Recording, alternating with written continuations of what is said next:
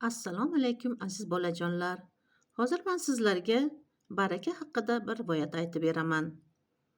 Kunlardan bir kuni bir dangasa bolani onasi ertalab uyg'otibdi. Tur o'g'lim, toy saharda tursa, Alloh baraka beradi, debdi. Shunda dangasa o'g'lining jahli chiqibdi. Oyi, handi baraka deyavermang. Nima o'zi u baraka? Hech qanaqa barakani ko'rmayman men, debdi. Shunda onasi unga tushuntiribdi.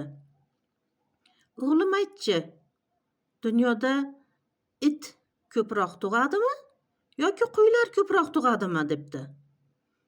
Ha, itim har yili 5 ta 6 ta tug'adi.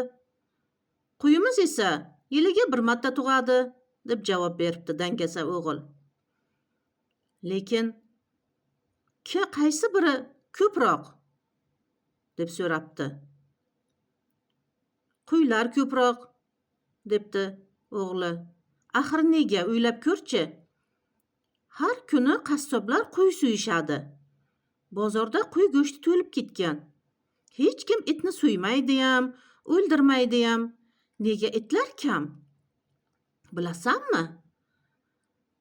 Chunki itlar tuni bilan u yoqqa bu yoqqa sang'ib, hakkillab yurishadi-da, tong sahar Alloh baraka berayotgan payti uxlab qolishadi. Qo'ylar esa tuni bilan orom olishadi, lekin tong sahar uyg'onishadi. Ularga chunki Allohning barakasi bor. Shuning uchun qo'ylar hech qachon kamayishmaydi. Itlar esa kamayib ketaveradi, debdi. Shunda baraka nimaligini bilgan o'g'il yugurib joyidan turibdi-da, tashqariga otilibdi. Yuz-qo'lini yuvib, Allohdan o'tirib baraka so'rabdi. Ko'rdingizmi bolajonlar? Alloh tong sahar baraka bergan payt hamma uyg'onib, bet-qo'lini yuvib, oila a'zolari bilan o'tirish kerak. E'tiboringiz uchun rahmat.